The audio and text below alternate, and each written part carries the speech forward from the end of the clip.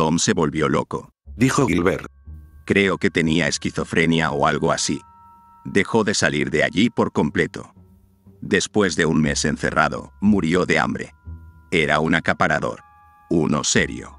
Tardaron semanas en limpiar la casa y, aún así, todavía hay algo de basura en el sótano que los limpiadores dejaron allí. Me gustaría echar un vistazo y ver si hay algo de valor. Resopló. Aunque lo dudo. Revisé lo que quedaba del desorden y determiné que la mayor parte no valía nada. Había estantes llenos de herramientas polvorientas y pilas de muebles usados. Arrimado a la pared había un colchón grande con sábanas sucias y manchadas y ropa vieja apilada encima. Descubrí una cosa que me llamó la atención. En el rincón más alejado del sótano había algo escondido debajo de una sábana blanca. Un cofre, que estaba vuelto hacia la pared. Dentro del cofre descubrí un diario y una pila de cuadros. Primero hojeé el diario. A continuación, copié algunas de las entradas más extrañas a medida que las leía. Hoy tuve una de las experiencias más extrañas de mi vida. Todo empezó con un sueño. Por lo que recuerdo, estaba huyendo de algo. No recuerdo cómo era. Sé que era enorme, a escala cósmica, y no se suponía que existiera. No estoy seguro de si eso tiene sentido, pero describirlo me resulta difícil. Me desperté del sueño con la cabeza palpitando y el sudor cubriéndome el cuerpo. Tenía la garganta seca y enrojecida. Me zumbaban los oídos. Algo no iba bien. Cuando salí a la mañana siguiente, lo que vi fue extraño. Parecía como si un rayo hubiera caído en el suelo al borde de la franja de campos de heno que se extendía más allá de mi patio trasero.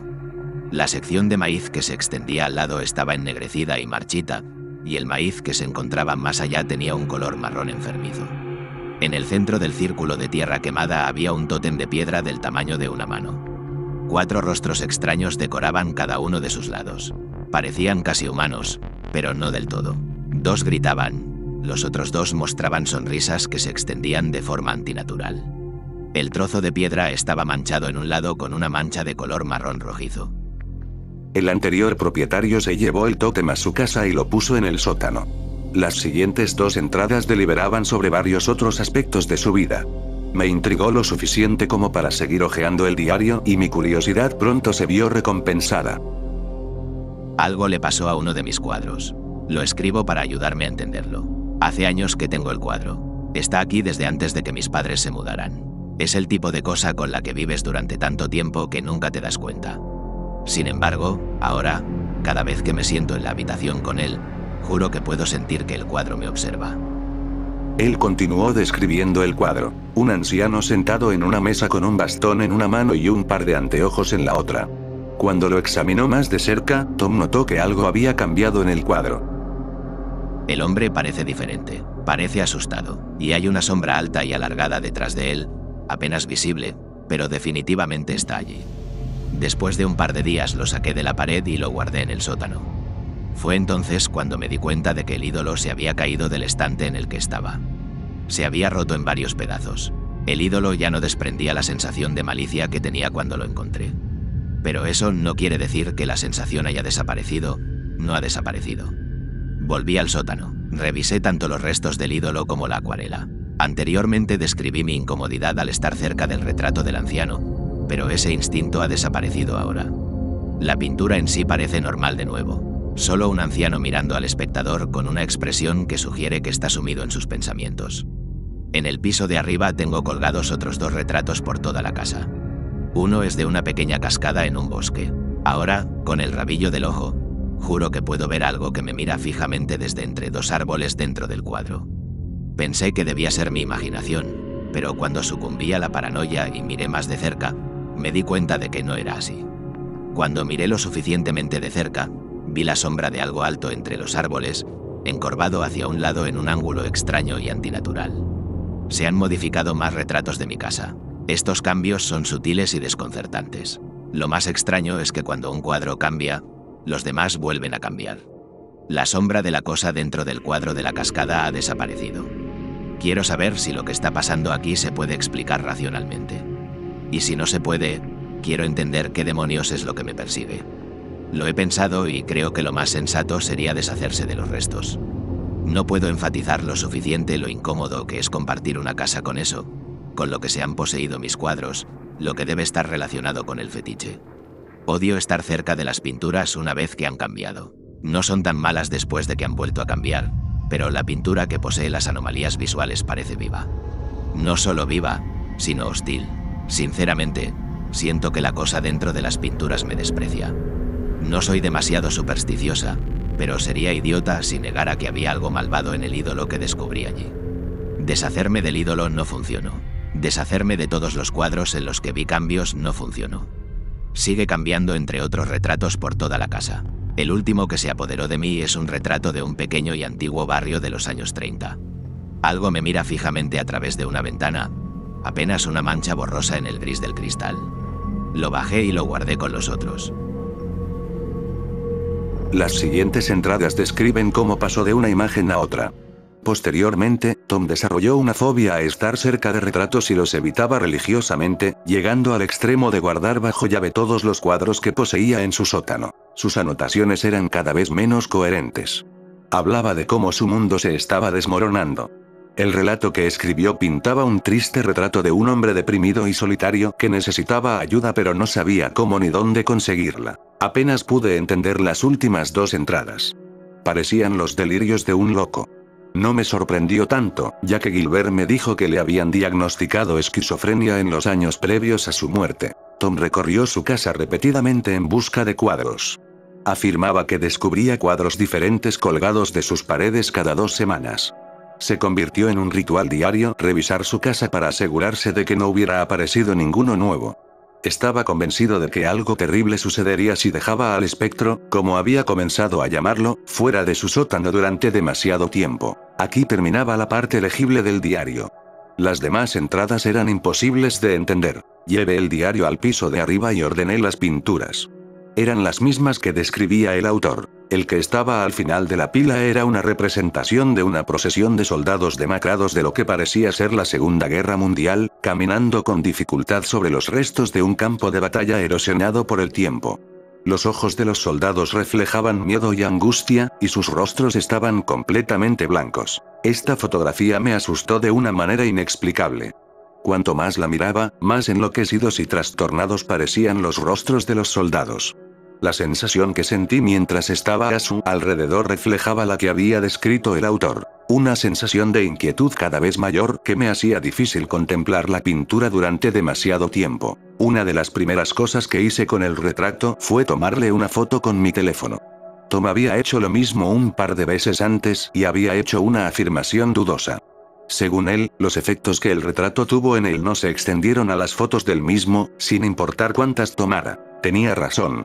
El retrato se veía claramente diferente en la cámara.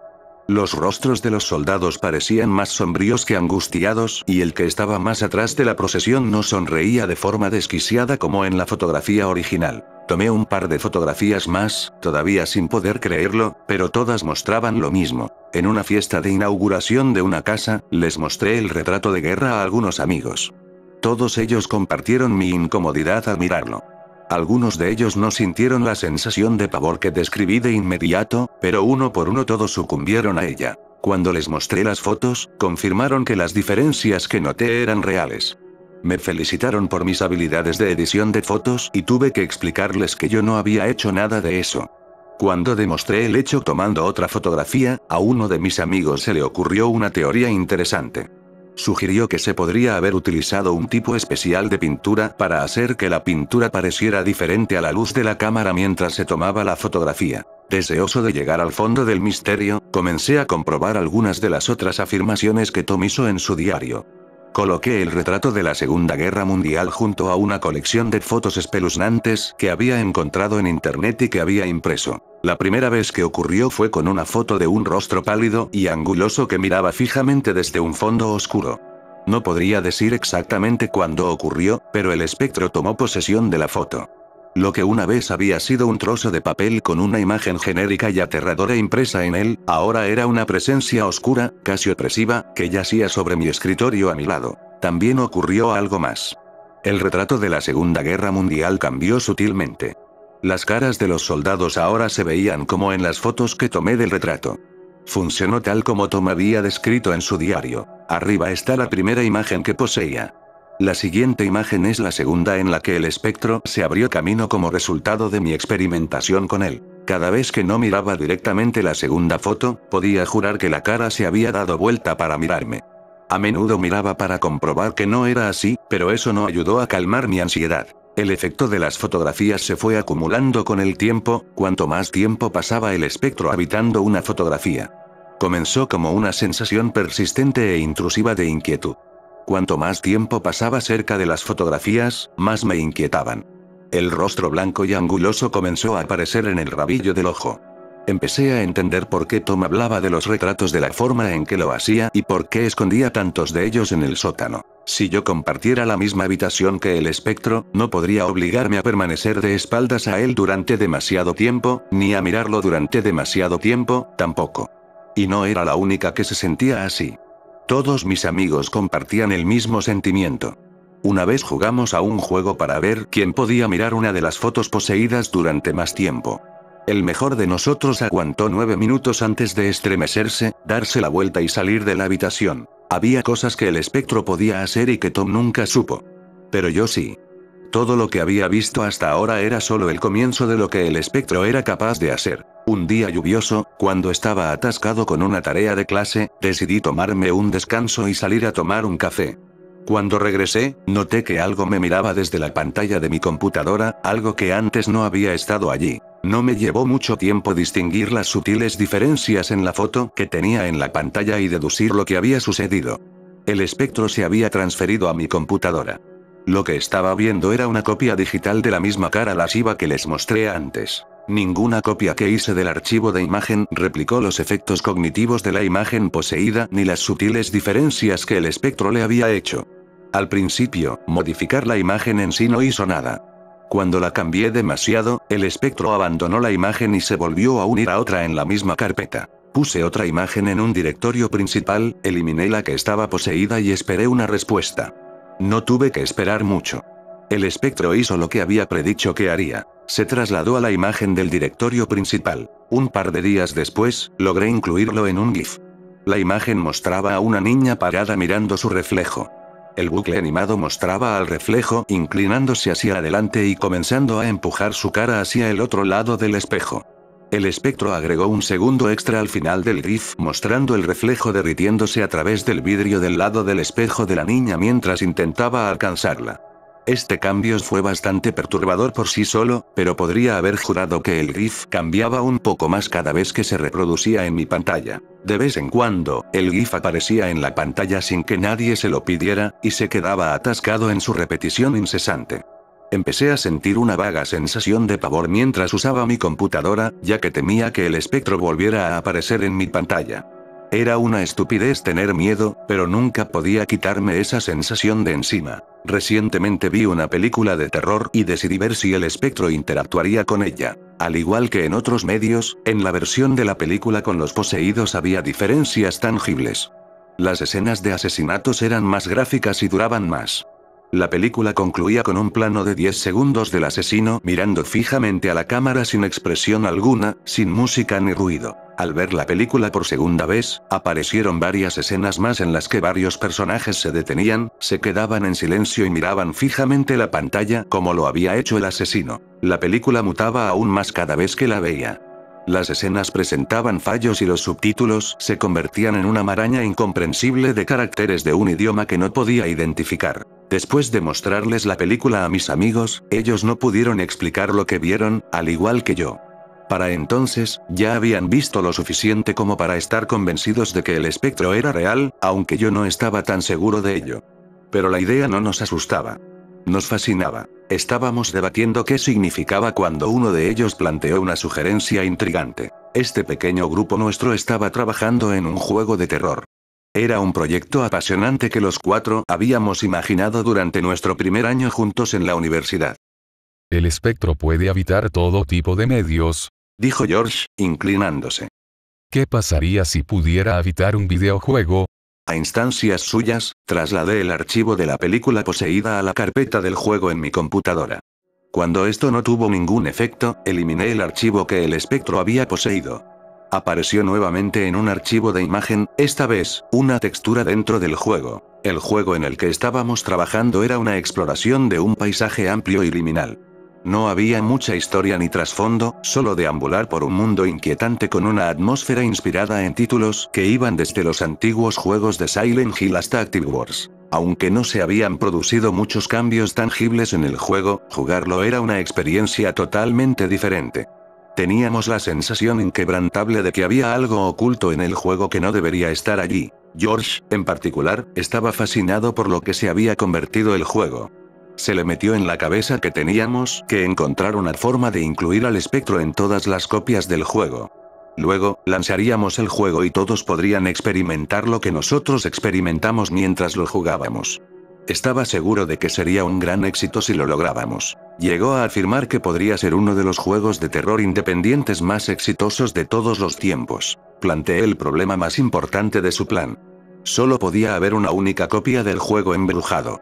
Mis amigos solo podían experimentar el juego como yo lo hacía cuando lo jugaban en mi computadora. La transmisión en directo o la grabación del juego no podían reproducir de manera efectiva el efecto que tenía al jugarlo. Me sugirió que pasara los archivos del juego por un programa especial para crear duplicados del espectro. Aunque me pareció una perspectiva dudosa, acepté transferir el archivo a una unidad USB para entregárselo. Estaba convencido de que podía lograrlo y, además, su entusiasmo ante la idea era contagioso. Durante los siguientes meses, George se dedicó al desarrollo del juego. El trabajo que realizó durante ese tiempo fue impresionante. En una transmisión en vivo, nos mostró un estadio deportivo grande y vacío y un centro comercial detallado a tamaño real. Quería que la experiencia del juego fuera única para todos los que lo jugaran. Para ello, decidió que el mundo se generara de forma procedimental. Era un objetivo demasiado ambicioso, pero George estaba convencido de que podía lograrlo y ya tenía el código para demostrarlo. El progreso que había logrado en el juego era genial, pero no era lo que más nos importaba. Queríamos saber qué había logrado con el espectro. George admitió que le costaba controlar a la criatura. Se saltaba los archivos del juego demasiado rápido como para que él pudiera seguirlos. Nos aseguró que lo solucionaría y cumpliría su promesa. Solo teníamos que ser pacientes. George trabajaba a destajo. Normalmente, posponía algo o trabajaba febrilmente en algo. Estábamos acostumbrados a verlo agotado después de quedarse despierto hasta tarde completando una tarea la noche anterior a su entrega.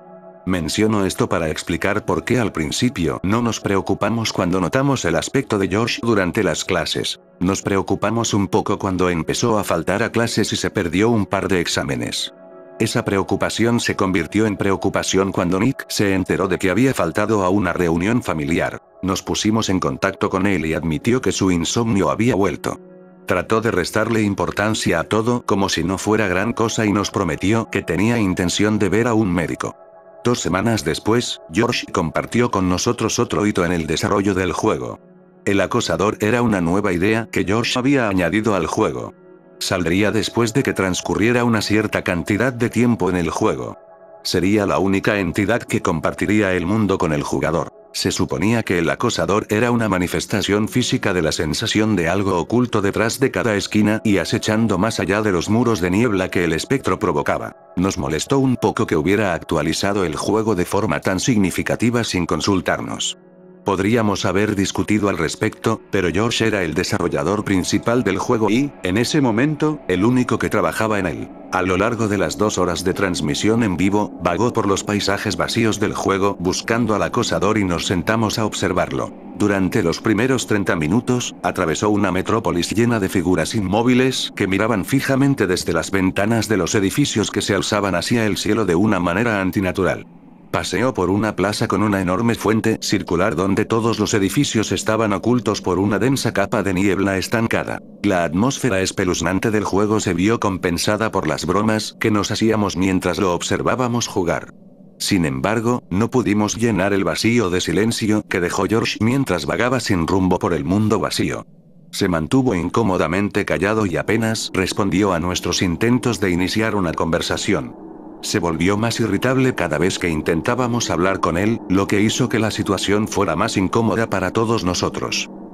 Creo que lo veo. Anunció George de repente en la transmisión en vivo. No vi nada, ni tampoco ninguno de los otros espectadores que seguían sintonizados. Su avatar se había detenido y miraba fijamente hacia la ladera de una colina sobre la que se alzaba hacia el cielo un único y solitario rascacielos. Su siguiente comentario llegó después de otro minuto de silencio. Sigo caminando hacia esa cosa, pero no parece que me esté acercando más. Creo que ha cambiado la situación. Su avatar no se movía en absoluto. No se había movido desde que afirmó haber visto al acosador. Hubo otra pausa. ¿Lo ves? No. Todos estuvimos de acuerdo en que no podíamos ver nada. Veo su cara. Maldita sea, algo anda mal con eso, es. La transmisión en vivo continuó por un rato con el avatar de George mirando fijamente hacia las profundidades de la penumbra gris. No escuchamos ni una palabra más de él. Después de un día entero sin contacto con George, fui a su casa para verlo en persona. George se rió de su comportamiento y me dijo que se había sentido un poco enfermo y había decidido tomarse un descanso. Se negó a reconocer lo extraño que había sido su comportamiento durante la transmisión en vivo. No recordaba haber visto al acosador y no podía decirme cómo terminó la transmisión en vivo. Después de esto, George comenzó a deteriorarse más rápidamente. Su insomnio empeoró. Se notaban los síntomas cada vez que asistía a clase. Empezó a quedarse dormido con frecuencia. Siempre miraba al vacío con una mirada apagada en los ojos, sin apenas darse cuenta del mundo que sucedía a su alrededor. George había creado un blog un año antes, como diario de desarrollo del juego, para mantener informada sobre su progreso a la pequeña comunidad de fanáticos que el juego había atraído. Para ese momento, se había convertido en su principal medio de comunicación con el mundo exterior. Lamento todos los retrasos en el lanzamiento de la versión alfa. El desarrollo se ha complicado debido a errores y otros problemas, tanto dentro como fuera del juego. Muchos de ustedes se han estado preguntando quién es el acosador. He estado pensando mucho en esto últimamente. Estoy deliberando sobre si es mejor dejarlo como un misterio para que el jugador lo imagine o si debería darle una historia de fondo para que la descubra mientras el jugador explora. Agradecería sus comentarios al respecto. Espero lanzar una actualización de la demostración para mostrar algunas de las cosas nuevas que he parcheado. Estoy buscando probadores de juego. Dime que odias el juego si quieres. Solo quiero escuchar opiniones honestas de la gente. En otra actualización extraña comenzó a hablar de sus pesadillas. Anoche tuve un sueño. En el sueño, estaba deambulando en círculos dentro de una ciudad. Pronto me di cuenta de que estaba atrapado dentro del juego. El acosador estaba allí. Se quitó la cara como si fuera una especie de máscara. Lo que vi después me asustó lo suficiente como para huir de él.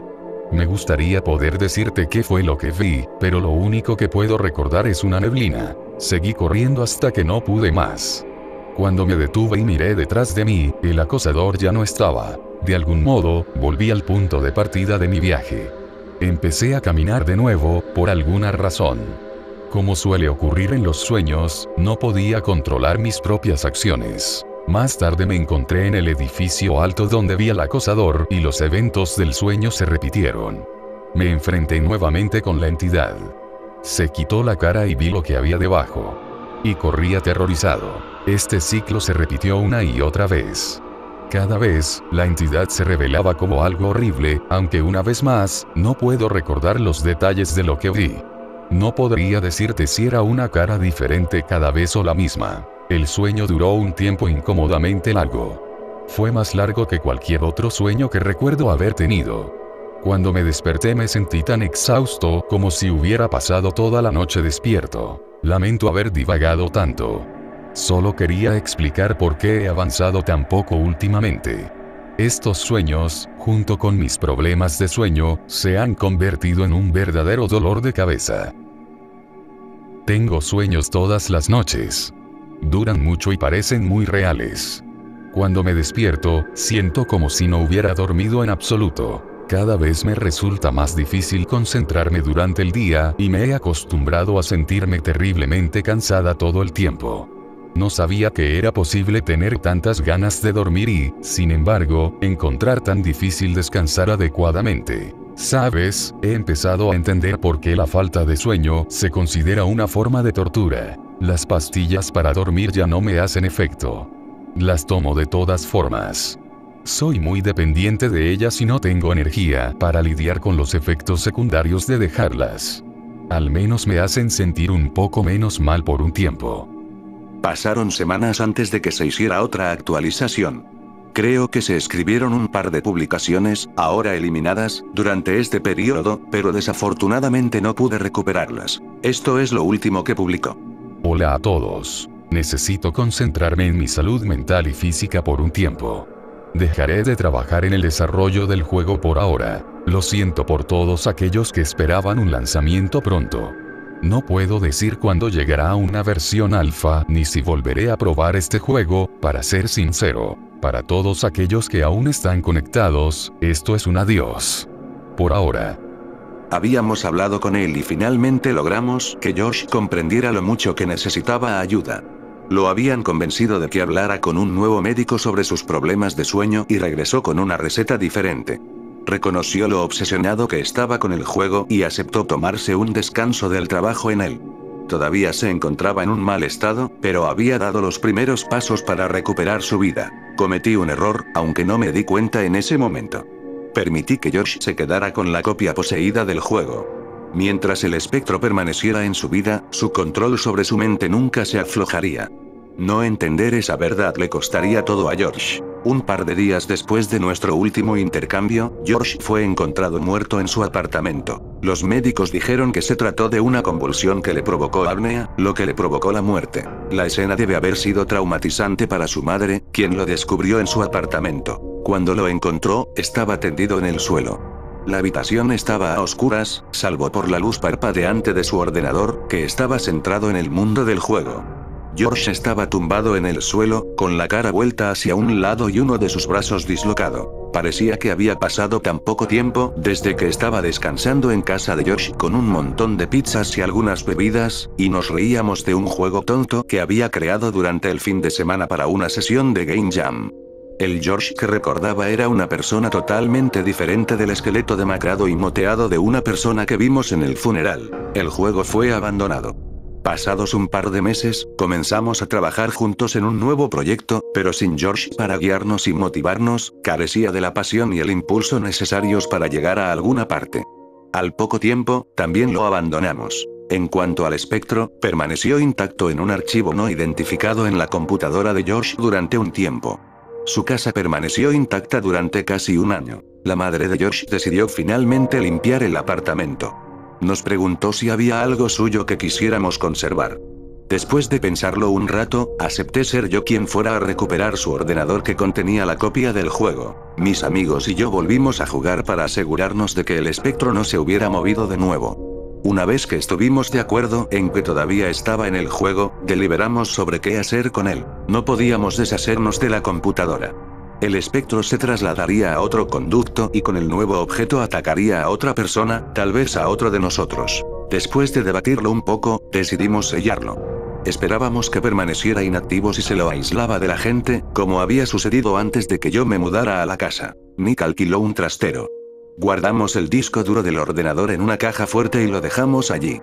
Esperábamos no tener que volver a verlo nunca más. Durante un par de años nuestro plan funcionó. Nada podía reemplazar la parte de nuestras vidas que el espectro había robado, pero al menos ahora sabíamos que no lastimaría a nadie más. Las cosas se complicaron cuando robaron el espacio de almacenamiento.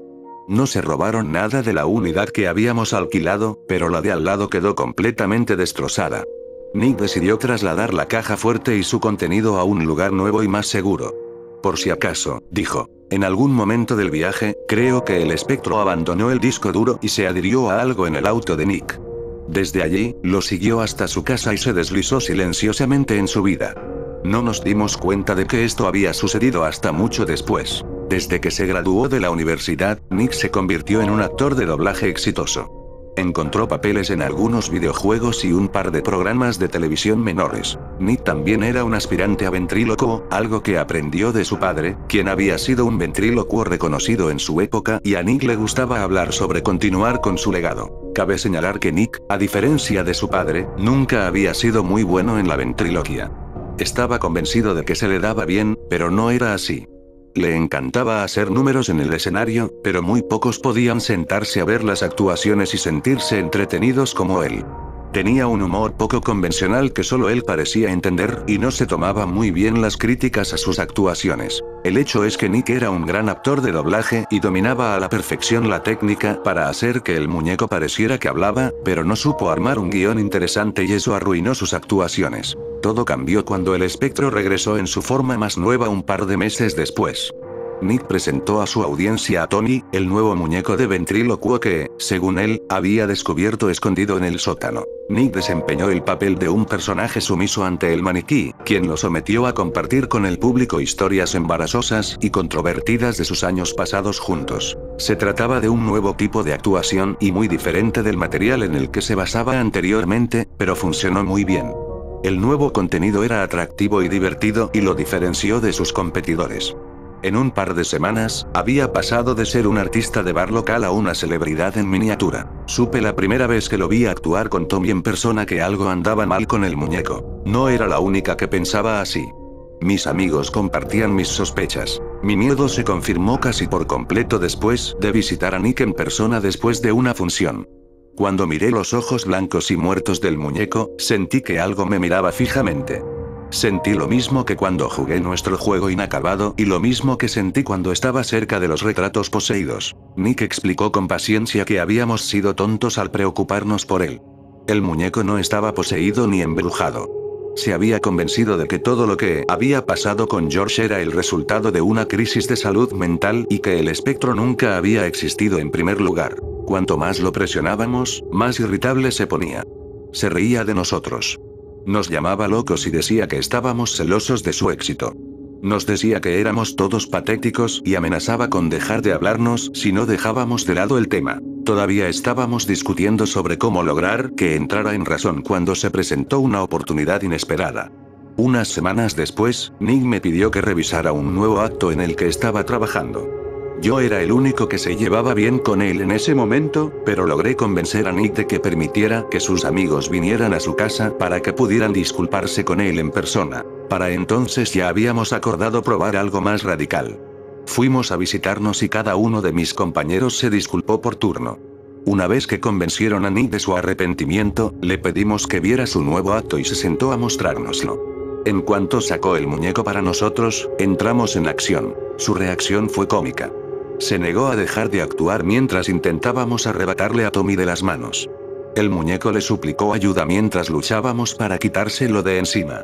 Empezó a reírse mientras nos perseguía por la casa, moviendo la mandíbula de arriba a abajo mientras Nick corría tras nosotros. Nick emitía un sonido de risa histérica y, sin embargo, al mismo tiempo tenía una expresión de completo horror. Una vez que logramos escapar, lo destrozamos con un martillo y tiramos los restos a la basura. Al día siguiente, Nick volvió al escenario con el mismo muñeco, que no tenía ni un rasguño, y actuó como si nada hubiera pasado.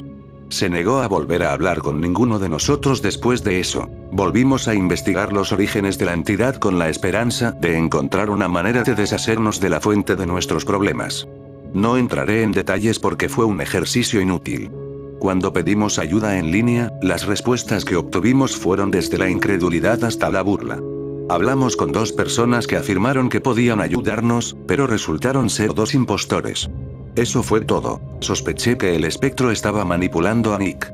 Le dio una muestra de fama y éxito como nunca antes había experimentado y lo emborrachó. Rápidamente se volvió dependiente del muñeco, ya que no podía actuar sin él. Con el tiempo, las actuaciones de Nick se volvieron cada vez más inquietantes y provocadoras. Seguí viéndolas esporádicamente después de nuestra pelea, todavía convencida de que de alguna manera podría llegar a él. Era difícil aguantarlas. Sabía ciertas cosas sobre el público con el que interactuaba frecuentemente. Las interacciones que compartía con la gente dejaban a muchos incómodos u ofendidos. Otros se divertían con sus habilidades extraordinarias y su personalidad provocadora. Vi gente que lloraba histéricamente después de ver sus actuaciones y conocí a otros que eran fanáticos religiosos suyos. A medida que el control sobre su mente se hacía más fuerte, Nick comenzó a hablar con el muñeco fuera de los espectáculos. Su familia fue la primera en darse cuenta, pero con el tiempo se hizo evidente para todos los que lo rodeaban. Había comenzado a llevarlo consigo a donde quiera que fuera. Cerca del final, su hermano afirmó que nunca veía a Nick sin que Tommy lo abrazara. Se había convertido en su compañero permanente. Una parte de él Este comportamiento no hizo maravillas por su reputación, pero para entonces ya había acumulado un grupo leal de seguidores a quienes no les importaba lo excéntrico y desquiciado que actuara. El espectro le dio el éxito con el que siempre había soñado, pero lo hizo a un precio indescriptible. En cuanto a lo que le pasó a Nick, nunca encontramos una manera de ayudarlo. El último lugar donde lo vieron fue en un lugar llamado el Gran Circo de los Misterios. Trabajó allí durante un tiempo como uno de sus artistas estrella antes de desaparecer inexplicablemente de la faz de la Tierra después de una actuación particularmente perturbadora. El muñeco se fue con él, pero no tenía ninguna duda de que la cosa que vivía dentro todavía estaba al acecho en alguna parte. Perdí el rastro de la entidad por un tiempo después de que terminó con Nick. Supuse que había seguido rondando la vida de otra persona. Personalmente, no quería tener nada más que ver con ella. Mis amigos de la universidad se fueron de la ciudad y perdí el contacto con ellos. Creo que todos nos sentíamos responsables de haberle fallado a Nick y nos veíamos mutuamente como recordatorios de ese fracaso. Era mejor para todos si dejábamos atrás el pasado y seguíamos adelante con nuestras vidas por separado. Un día, unos años después, estaba viendo las noticias. El presentador empezó a hablar de un sumidero que había aparecido en una franja de llanura desolada en las afueras de mi ciudad natal. Lo describió como un agujero negro en el suelo que absorbía toda la luz que lo rodeaba. Visité el lugar en persona un par de días después. Para entonces, la mitad de la gente del pueblo había ido a echar un vistazo. Me acerqué lo suficiente para inclinarme y mirar hacia abajo. Cuando miré hacia el abismo, sentí que algo en lo más profundo de mí me devolvía la mirada. Allí caí en una especie de aturdimiento. Sentí como si cayera en la oscuridad. El mundo a mi alrededor se volvió irreal y distante. Mi esposa, que había ido conmigo allí, dijo que estuve parado sobre el agujero durante más de un minuto, balanceándome ligeramente mientras miraba hacia abajo. Fue ella quien me sacó de mi trance. Tuvo que abofetearme varias veces para que volviera a la realidad. Para entonces, ya estaba inclinada hacia adelante lo suficiente como para que ella jurara que estaba a punto de caerme. He estado siguiendo el rastro del sumidero desde que lo visité. Escuché que un grupo de niños se atrevió a aventurarse dentro poco después de que yo llegara. Uno de ellos no salió con el resto y reapareció un par de días después sin recordar su desaparición. El otro día vi una versión más vieja de este chico en las noticias, casi 10 años después. Después de enterarme de lo que hizo, pensé que era hora de que yo diera a conocer esta historia. El niño ha estado encerrado en una institución en algún lugar. Supongo que el espectro ya se ha alejado de él. Tal vez haya regresado al sumidero, o tal vez se haya adherido a un nuevo conducto. Donde sea que esté, no dudo de que esté buscando otra víctima. Mantente a salvo ahí fuera.